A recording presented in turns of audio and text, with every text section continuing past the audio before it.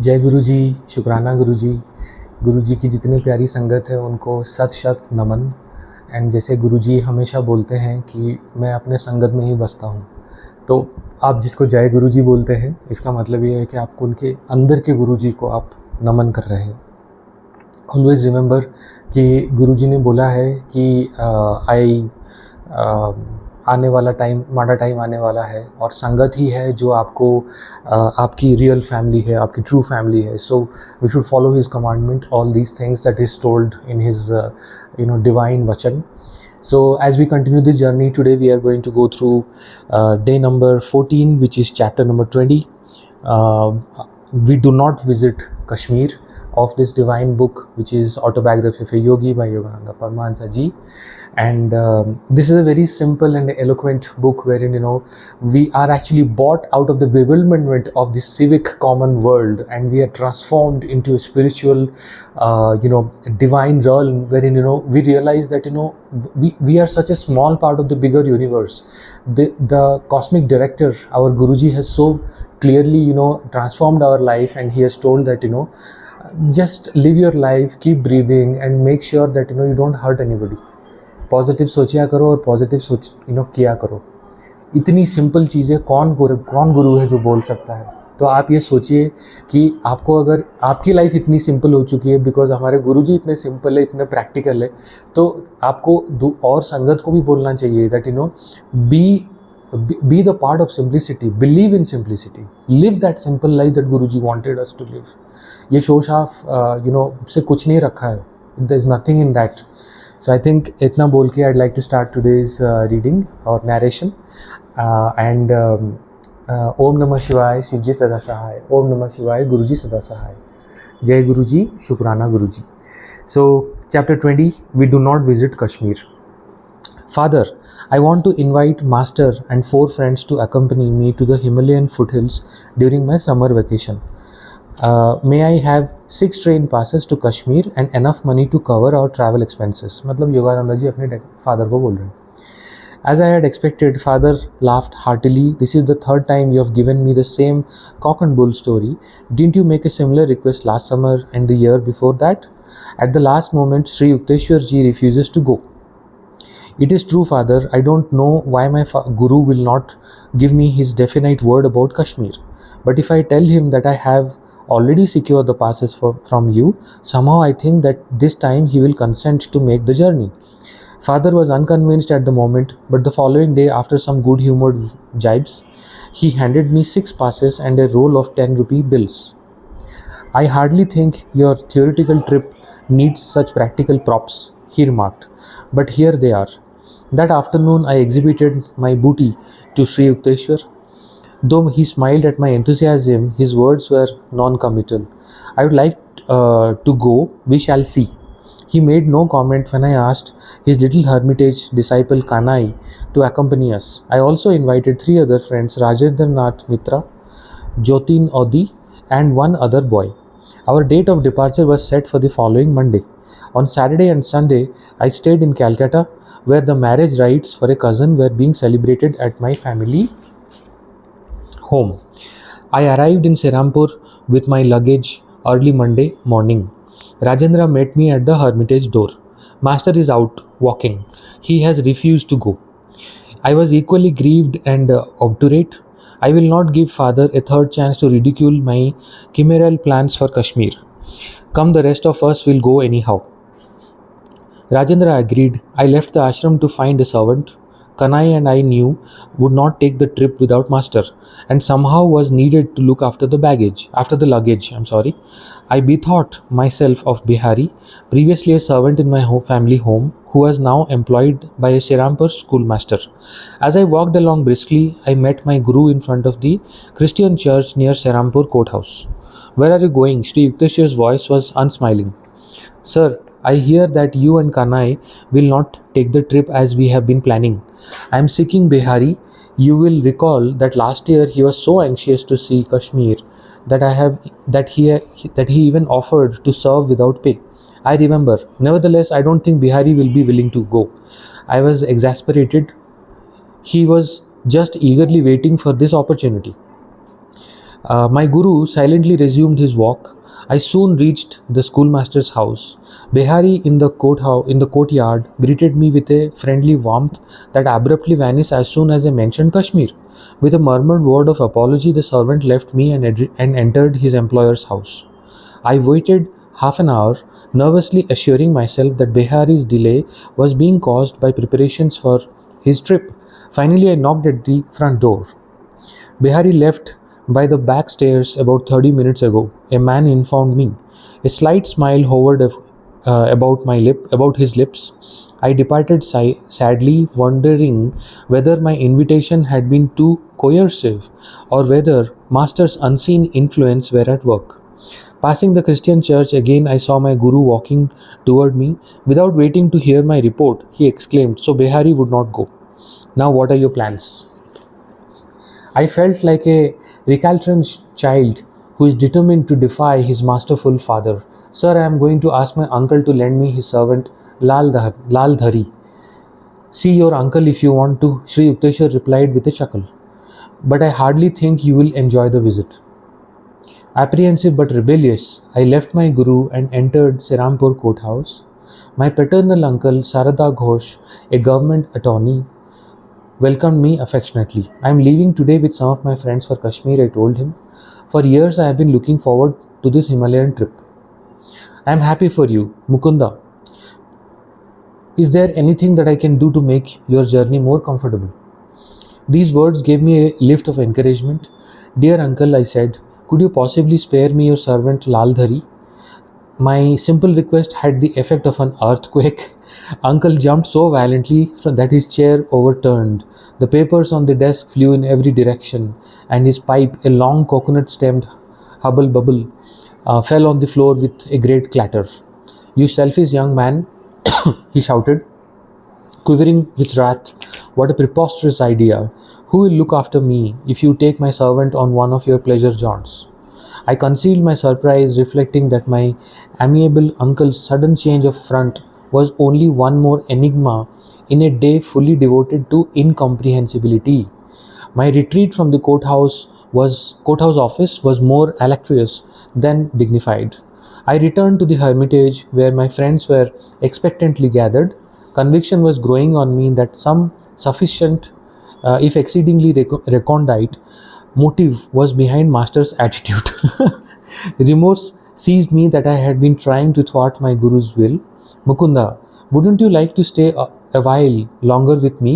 Sri Yukteswar inquired. "Rajendra and the others can go ahead now and wait for you at Calcutta. There will be plenty of time to catch the last evening train leaving Calcutta for Kashmir." "Sir, I don't care to go without you," I said mournfully. My friends paid uh, not the slightest attention to my remark. They summoned a hackney carriage and departed with all the luggage. Kanai and I quietly sat at Guruji's feet. After an half hour of complete silence, Master rose and walked towards the second floor dining patio. "Kanai, please serve Mukunda's food. His train leaves soon." Getting up from my blanket seat, I staggered suddenly with nausea and a ghastly churning sensation in my stomach. The stabbing pain was so intense that I felt that I had been abruptly hurled into some violent hell. Groping blindly toward my guru, I collapsed before him, attacked by all symptoms of the dread Asiatic cholera. Sri Yukteswar and Kanai carried me to the sitting room. Racked with agony, I cried, "Master, I surrender my life to you, for I believed it was indeed fast ebbing from the shores of my body." Sri Yukteswar put my head on his lap, stroking his forehead with angelic tenderness. "You see now what would have happened if you were at the station with your friends," he said. "I had to look after you in this strange way because you chose to doubt my judgment about taking the trip at this particular time." Same thing, the way how Guruji directs and commands us, that sometimes he makes us sit in the satsangs for a long period of time, sometimes he makes us wait before the bigger things or the greater things are bound to happen. The things that are scheduled in our life, we don't know that, right? We just fight for it that, I want it early. Maybe it's a promotion, Maybe it's a seva, maybe it's getting something materialistic like a watch or maybe a car. But Guruji exactly knows when to basically avoid disaster by keeping you under his direct sharan or direct will.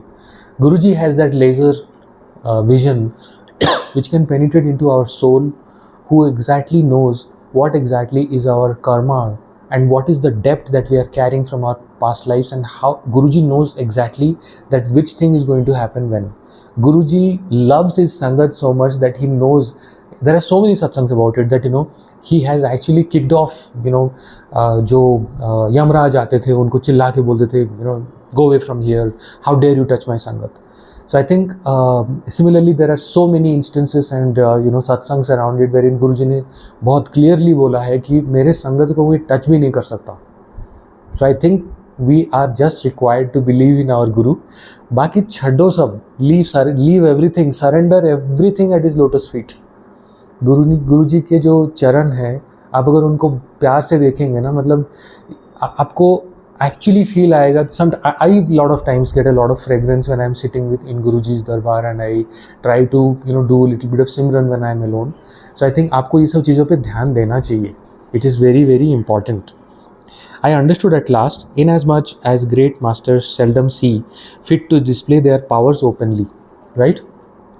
A casual observer of the day's events would have imagined that their sequence was quite natural.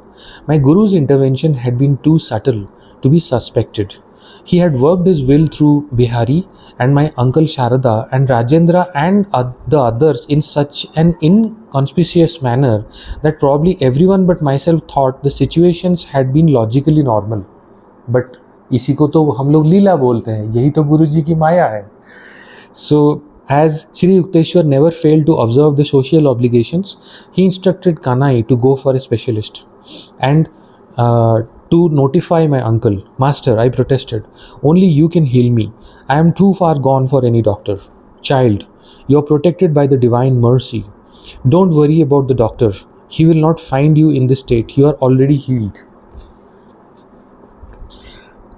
With my Guru's words, the excruciating suffering left me. I sat up feebly. A doctor soon arrived and examined me carefully. You appear to have passed through the worst, he said, and I will take some specimens with me for laboratory tests. The following morning, the physician arrived hurriedly. I was sitting up in good spirit. Well, here you are, smiling and chatting as though you had no close call with death. He patted my hand gently. I hardly expected to find you alive after I had discovered from the specimens that your disease was Asiatic Cholera. You are fortunate, young man, to have a guru with divine healing powers. I am convinced of that. So, Guruji always said that, doctors अपना काम करेंगे और मैं अपना. Medicine भी तभी काम करेगा जब मैं उसको ब्लेस कर दूँ.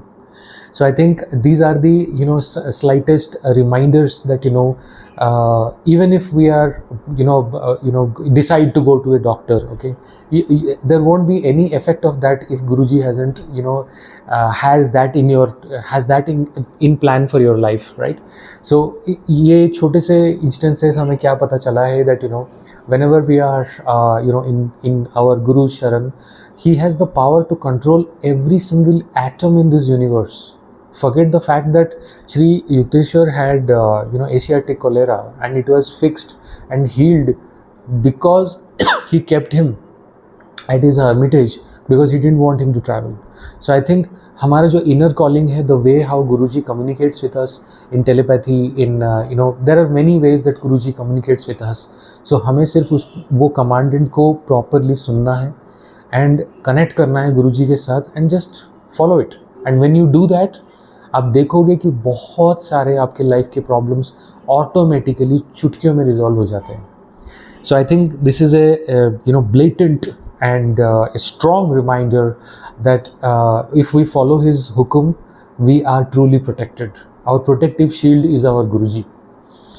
I agreed wholeheartedly. As the doctor was preparing to leave, Rajendra and Audi appeared at the door. The resentment in their faces changed into sympathy as they had glanced at the physician and then at my somewhat wan countenance. We were angry when you didn't turn up as agreed at the Calcutta train. You have been sick. Yes, I could not help laughing as my friends placed the luggage in the same corner it had occupied yesterday. I quoted, "There was a ship that went to Spain. When it arrived, it came back again." Master entered the room. I permitted myself a coincidence liberty and captured his hand lovingly. "Guruji," I said, "from my 12th year on, I have made many unsuccessful attempts to reach the Himalayas.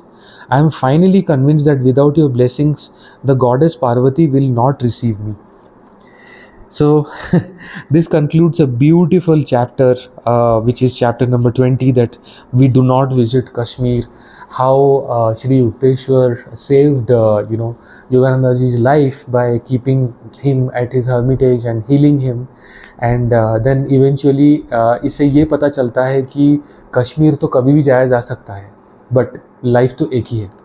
So I think these are our simplest, commandments that we receive from our Guruji as well. That follow his divine path, follow his divine charan, and always make sure that don't hurt anyone, don't speak ill about anybody. आपके सामने वाला इंसान आपके बारे में कुछ भी बोल दे, लेकिन जवाब गुरुजी देंगे. इस चीज़ पे ध्यान फरमाइए. Always make sure that you are living the path that Guruji wanted you to live. You are beloved, you are blessed, you are the best. That's why you are in Guruji's मुट्ठी भर संगत. तो इतना बोल के I like to recite today's mantra jaap. ओम नमः शिवाय, सिद्धि सदा सहाय. ओम नमः शिवाय, गुरुजी सदा सहाय. जय गुरुजी, शुक्राना गुरुजी.